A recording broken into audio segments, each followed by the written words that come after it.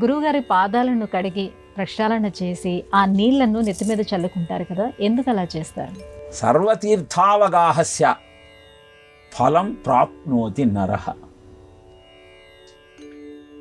అన్ని తీర్థాలలో స్నానం చేస్తే ఏ ఫలితం నీకు దక్కుతుందో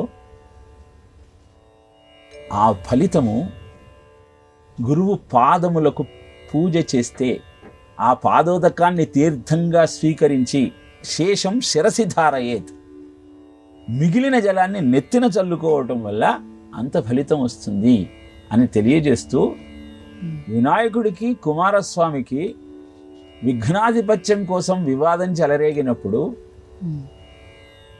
పార్వతీ పరమేశ్వరులు ఇద్దరు ఎవరైతే భూమండలంలో ఉన్నటువంటి పుణ్యతీర్థాలన్నింటిలో స్నానం చేసి మొట్టమొదటిగా కైలాసానికి చేరుకుంటారో వాళ్ళకి విఘ్నాధిపత్యాన్ని ప్రసాదిస్తాము అని ప్రకటించగానే నెమలి వాహనాన్ని ఎక్కి కుమారస్వామి ఆఘమేఘాల మీద బయలుదేరతాడు. వినాయకుడు మాత్రం తల్లికి తండ్రికి మించిన గురువెవరు దైవం ఎవరు అని భావించి వారి చుట్టూ 7 సార్లు ప్రదక్షిణ చేస్తాడు. అంతే, ప్రతి పుణ్యతీర్థంలో కుమారస్వామికి వినాయకుడు స్నానం చేసి వెళ్ళిపోతున్న దృశ్యం కనబడుతూ ఉంటుంది. అనంతరం కుమారస్వామికి గురు మాహాత్మ్యము, తల్లిదండ్రుల యొక్క దైవత్వము అర్థమవుతుంది. కాస్త కోపం వచ్చి క్రౌంచ పరమాత్మకి వెళ్ళిపోతాడు, అది వేరే కథ. ఇక్కడ మనం చెప్పుకోవాల్సిన విషయం ఏమిటంటే, అద్భుతమైనటువంటి గురు మాహాత్యాన్ని నువ్వు గుర్తించి ఆయనకు సేవ చేయగలిగితే నీ జీవితం ధన్యమవుతుంది. నాళీకనీకాశ పదాహృతాభ్యాం నానా విమోహాది నివారకాభ్యాం నమజ్జనాభీష్టతతి ప్రదాభ్యాం నమో నమః శ్రీ గురుపాదుకాభ్యాం అంటారు ఆదిశంకరులు గురుపాదుకా స్తోత్రంలో. నీ కోరికలన్నింటినీ నమస్కరించిన మంత్రాన నీకు అందజేసే అద్భుతమైన శక్తి కలిగినవి గురుపాదుకలు.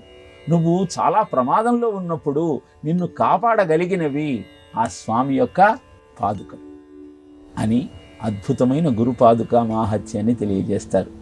అయితే వ్యక్తి ఆరాధనను ఏనాడు సమర్థించని భారతీయ జీవన విధానము కేవలము ఒక వ్యక్తి యొక్క పాదపద్మములకు పూజ చేసి ఫలితాన్ని పొందమని చెప్పటంలోని ఆంతర్యం ఏమిటి అన్న సందేహం మనకు కలగక మారదు. గురువు అనేవాడు అనేక పుణ్యక్షేత్రాలను దర్శించి మహానుభావులను సేవించి తన తపశ్శక్తిని సమున్నతంగా మార్చుకుంటాడు.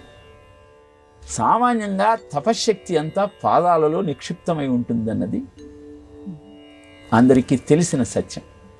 ఇప్పుడు స్వామివారి పాదుకలను సేవించటము, గురువు యొక్క పాదములను పూజించటము అంటే అర్థము ఆయన ఏ విధంగానైతే పెద్దలను సేవించి పుణ్యక్షేత్రములను దర్శించి తన జీవితాన్ని సంస్కరించుకున్నాడో ఆ బాటలో నడవమని.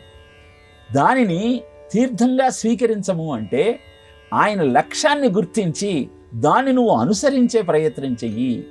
శిరస్సు మీద చల్లుకోవటము అంటే దాన్ని శిరోధార్యంగా భావించి నీతో పాటు నలుగురికి ఏ విధంగానైతే ఆయన మార్గదర్శకం చేశాడో ఆ బాటలో నువ్వు నడవమని చెప్పటమే సర్వతీర్థావగాహస్య సంప్రాప్నోతి ఫలం నరః అని తెలియచేయటంలోని ఆంతర్యం.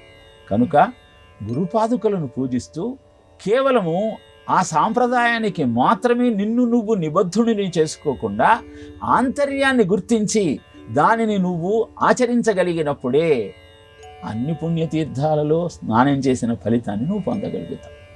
ఆ విధంగా ఆ సాంప్రదాయాన్ని గురుగీతలో పార్వతికి పరమేశ్వరుడు చెప్పినటువంటి ఈ నిత్య జీవిత సత్యాన్ని మనం అర్థం చేసుకోగలిగితే మన జీవితం దివ్యం.